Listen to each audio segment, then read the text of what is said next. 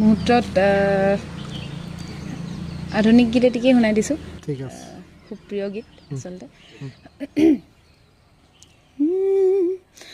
শালিকি পুৱাৰ ৰদালি দেখিলে তোমালৈ মোৰ মনতে পৰে বুকুৰ উশাহ হিম হৈ থাকে কি জানি তোমাতে গলিব পাৰে হিয়াৰ থাপনা থাপিলো তোমাক জনমে জনমে পুজিছো তোমাক শালিকি পুৱাৰ ৰদালি দেখিলে তোমালৈ মোৰ মনতে পৰে।